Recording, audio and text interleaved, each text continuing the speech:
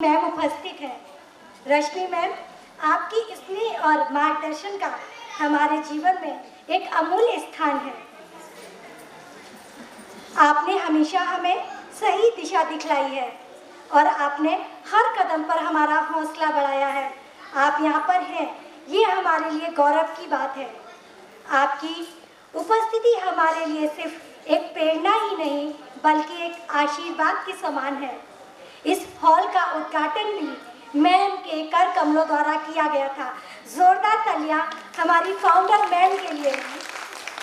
आपने अपने व्यस्त समय में से कुछ समय निकालकर हमारे इस कार्यक्रम में आकर हमें अनुग्रहित किया। आपका हम सबके बीच होना हमारे लिए किसी उपहार से कम नहीं है।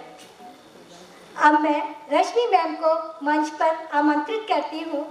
तो आइए हम सभी मिलकर जोरदार तालियों के साथ मैं रश्मि मैम का स्वागत करते हैं। Anju ma'am, please Rashmi ma'am को स्टेज पर लेके आए।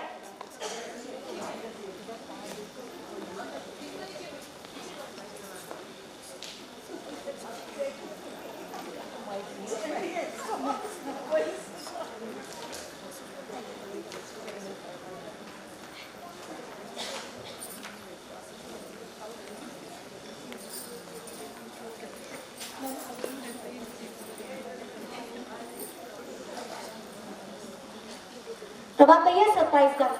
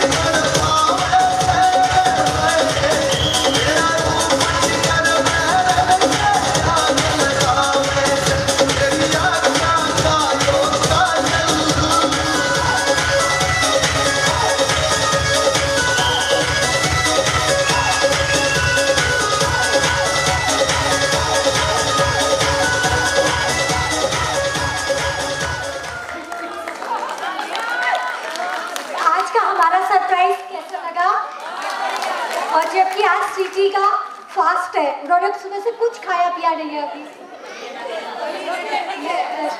मैं एक बार अनुरोध करती हूँ कि कुछ अपने बारे में और कुछ हमारे बारे में अपने विचार साझा करें।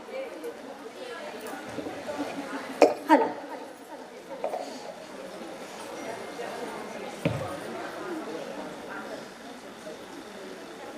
क्या कहूँ मैं, मुझे कुछ समझ नहीं आ रहा। इतना कुछ जो कहा रुखसाना ने, स्वीटी ने, एंड मेरे को अब ये भी याद नहीं कि किस किस ने कहा। वो कुछ मुझे लगता है ज़्यादा ही हो गया।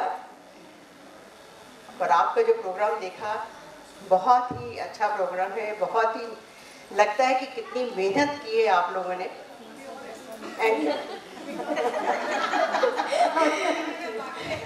बिल्कुल वो भी देखेंगे हम, क्योंकि अभी मैं 2 मिनट के लिए बाहर गई और एक डांस मिस किया, मुझे बहुत बुरा लग रहा है। बहुत ही अच्छा किया है। इतनी मेहनत, इसको देख के लगता नहीं है कि हमारी उम्र बढ़ रही है। और सच माने तो मैं यही कहती हूँ कि 60 के बाद हमारी ज़िंदगी का तीसरा पड़ाव शुरू होता है। जिसमें हम सभी, कोई 5 साल का है, कोई 10 साल का है, कोई 1 साल का है।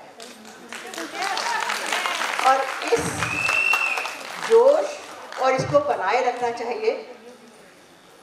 जब तक हम अपने दिल को खुश रखेंगे, हम अपने परिवार को खुश रख सकते हैं। हम अगर अपने परिवार के, ठीक सभी परिवारों में बहुत कुछ प्रॉब्लम्स होती हैं, ऊंच नीच होती हैं, लेकिन जब तक हम अपने आप को स्वस्थ नहीं रखेंगे, अपने खुश नहीं रखेंगे, तो हम अपने परिवार का साथ नहीं दे सकते। और इसके लिए हमें अपने दिल को नहीं मारना चाहिए। ये मैं पहले भी कहती थी, आज भी कहती हूँ और हमेशा कहूँगी कि अपने दिल की हमेशा सुने, उसको मारे नहीं। आपके दिल में आज भी कुछ भी सीखने की इच्छा है, उसको सीखिए, सीखने की कोई उम्र नहीं है। जो भी करना चाहते हैं करिए, क्योंकि अदरवाइज वो फ्रस्ट्रेशन घर में निकलती है और अपने बच्चों को ही निकलती है। सबसे बाकी बात सही है, क्योंकि आजकल बच्चे दूर होते हैं तो हस्बैंड भी निकलती है। एंड एक मेरा जो मानना है, हम हस्बैंड वाइफ अलग नहीं है, हमारा जो कुछ है हस्बैंड वाइफ का इकट्ठा है, लेकिन फिर भी अपनी आइडेंटिटी होना बहुत ज़रूरी है। हम जब तक है साथ इकट्ठे, बहुत अच्छा है, हम इकट्ठे ही आगे प्रोग्रेस कर सकते हैं, लेकिन उसके लिए अपने आप को ख़त्म करें, अपनी इच्छाओं को ख़त्म करें, ये ज़रूरी नहीं है। बाकी जो बात कही कि स्वयं सिद्धा को बनाने में या OMS में काम करने की, मेरी किस्मत अच्छी थी कि मुझे बहुत अच्छे साथी मिले, जैसे मिसेस पांडे, मिसेस नायक यहाँ नहीं है, मिसेस नायक, मिसेस बलियान और भी 2-3, मतलब इन लोगों का इतना अच्छा साथ मिला मुझे कि इनकी वजह से मुझे सिर्फ एक को बनाया गया कि जैसे कहते हैं ना, किसी का कंधा चाहिए होता है सहारा बंदूक रखने के लिए, तो वो मेरा कंधा था सिर्फ सहारा उनके लिए। लेकिन सजेशंस सबकी थी, सभी के एक ही जैसे विचार थे और सबने बहुत मेहनत की, जिसकी वजह से हमारा OMS का आगे बढ़ पाया और इतना कुछ हुआ। मैं एक थोड़ी सी करेक्शन करना चाहूँगी कि इस हॉल का मैंने शुरुआत करवाई थी, उद्घाटन मैंने नहीं किया, वो मैं पहली बार आ रही हूँ आज। तो बाकी जो कुछ भी हुआ OMS में, मुझे लगता है कि अच्छा हुआ था, लेकिन काफ़ी लोग कहते हैं जब कुछ लोगों का अच्छा करते हैं तो कुछ लोगों का बुरा भी हो जाता है उसमें। आई होप मुझे माफ़ करेंगे। और मेरी एक रिक्वेस्ट है, जो मैं, अर्चना जी यहाँ पे हैं अभी OMS की, और अभी वो भी थी यहाँ पे हमारी विधायक, अभी मुझे पता चला कि उन्होंने बहुत हमारी हेल्प की है स्वयं सिद्धा की, और अभी अर्चना जी भी हमारी बहुत हेल्प कर रही है। तो मैं उम्मीद करती हूँ कि हमारी साथ ऐसी बनी रहें। OMS एंड स्वयं सिद्धा मेरे हिसाब से तो अलग है ही नहीं और हो भी नहीं सकते, क्योंकि जहाँ तक हम स्वयं सिद्धा जब बनी, इस वजह से बनी क्योंकि हम रिटायर्ड ऑफिसर्स वाइफ्स इतनी ज़्यादा हो गई थी कि वहाँ पे अकोमोडेट करना मुश्किल हो रहा था, और उसमें कहीं ना कहीं थोड़ा सा, ज़्यादा नहीं लेकिन थोड़ा सा एज फैक्टर काउंट हो रहा था। यंगस्टर्स को वो करने का मौका नहीं मिल रहा था। एजिड लोग, हम जैसे एजिड लोगों के हिसाब से, या हम उनको बराबरी नहीं कर पा रहे थे। एक परिवार में भी जब हमारे 2 बच्चे होते हैं, आजकल तो 2 ही हैं, घर छोटा पड़ जाता है तो हम बच्चों को एक अलग फ्लैट दे देते हैं, लेकिन इसका मतलब ये नहीं होता कि हम उनसे दूर हो गए। अलग हमारा प्यार, हमारा अपनापन वही रहता। और यही मैं अपनी OMS एंड स्वयं सिद्धा से उम्मीद करती हूँ कि हम कभी भी अलग ना थे ना हों, हम मिल के रहें, क्योंकि जहाँ हम लोगों के अनुभव की, हमारी एज के हिसाब से जो हमारे अनुभव हैं उनकी ज़रूरत है, उतना ही हमें यंग जनरेशन के विचारों की, उनके नए टेक्निक्स की, उनकी नई चीज़ों की हमें ज़रूरत है। हम प्रोग्रेस तभी कर सकते हैं जब हम दोनों मिल के करेंगे, क्योंकि करने वाले यंगस्टर्स, ये नहीं कि हम नहीं कर सकते, आपके सामने जो किया है सबने बहुत ज़बरदस्त किया है, लेकिन फिर भी आगे बढ़ के कई बार आगे भाग दौड़ का काम जो होता है वो यंगस्टर्स को करना होता है, और बहुत सारी नई चीज़ें सीखने के लिए भी हमें यंगस्टर्स से मिलती हैं, और उसमें हमें शर्म भी नहीं करनी चाहिए। कि हम अपने से छोटे बच्चों से क्यों सीखें। हम अपने घर में भी बच्चों से बहुत कुछ सीखते हैं, और ऐसे ही हम OMS में जितने भी नए आ रहे हैं हम उनको अपने छोटे बच्चों की तरह समझें।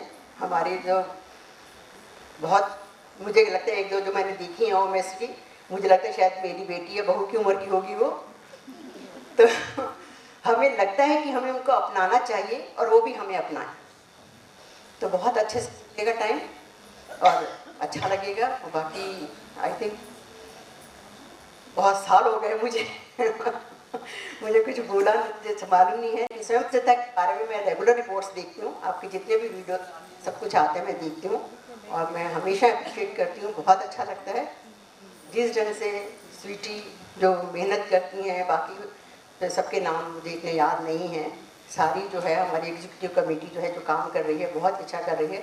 स्वीटी का नाम मुझे इसलिए याद है क्योंकि स्वीटी का ये मैं आज तीसरा नाम है ताई जी।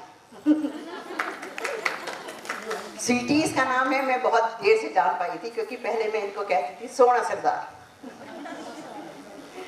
बहुत साल पहले इन्होंने एक प्ले किया था जिसमें एक ONGC की डॉक्टर बनी थी जिन्होंने हथौड़े के दम पे डिलीवरी कराई थी।